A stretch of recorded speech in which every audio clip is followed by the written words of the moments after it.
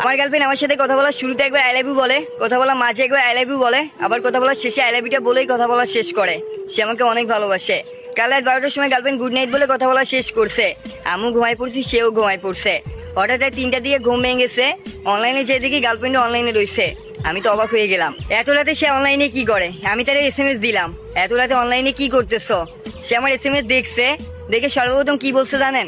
I love you জান, তোমারে miss করতেছিলাম। কথাটা কেন বলছে জানেন? আমি যেন তারে গরম না দিতে পারি, এত রাতে কি করতেছে শুনতে না পারি।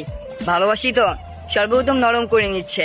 তখন আমি তাকে বকাও দিইনি, কিছু বলিনি, শুধুমাত্র একটা কথা বলছিলাম, একটা গল্প শুনবা? সে আমার বলতেছে হ্যাঁ বলো। আমি বলতে একটা ছেলে একটা মেয়েকে ভালোবাসতো, প্রচুর পরিমাণ বিশ্বাস করতো, আর এই বিশ্বাস আর ভালোবাসার সুযোগ নিয়ে মেয়েটা অন্য অন্য ছেলেদের সাথে কথা বলতো, রাত জেগে অনলাইনে থাকতো। হঠাৎ একদিন কি হলো জানো? মেয়েটা এমন করে বলে তো ছেলেটা জেনে গেছিল, যার পরও মেয়েটাকে বকাঝকা করে নাই, কিছু বলে নাই, ভালোবাসতো বিদায়। আর মেয়েটা রীতিমতো ছেলেটার সাথে বেইমানি করেছে। তো হঠাৎ একদিন একটা ভয়ঙ্কর কাহিনী ঘটলো। আবারও কি হলো জানো? মেয়েটা বলছে কি, হঠাৎ করে মেয়েটার একটা ভয়ঙ্কর রোগ ধরা পড়লো, মেয়েটা অনেক অসহায় হয়ে পড়লো। আর মেয়েটা তখন ছেলেটাকে বলতেছে, শোনো আমি অনেক অসহায় হয়ে গেছি, তুমি প্লিজ আমাকে বিয়ে করে চিকিৎসা করো। আর ততদিনই ছেলেটার মন থেকে মেয়েটা উঠেই গেছিল প্রায়।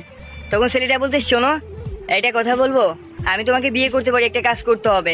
মেয়েটা বলতে কি?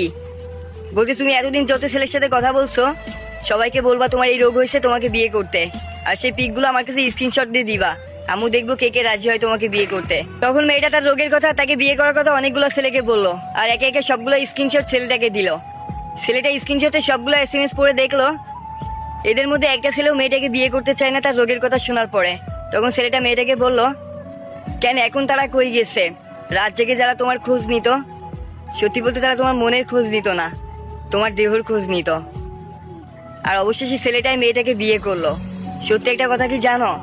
সত্যিকারের ভালোবাসাগুলো এমনই হয়, সবাই কিন্তু মনের জন্য আর বিয়ে করার জন্য ভালোবাসে না, অনেকে চাহিদার জন্য ভালোবাসে। তাই যা করবা বুঝে শুনে করো। ছেলেটা এই কথা বলে কথাটা শেষ করে দিছিল। আপনারা তো প্রতিনিয়ত আমার ভিডিও দেখেন, একটা সাবস্ক্রাইব করে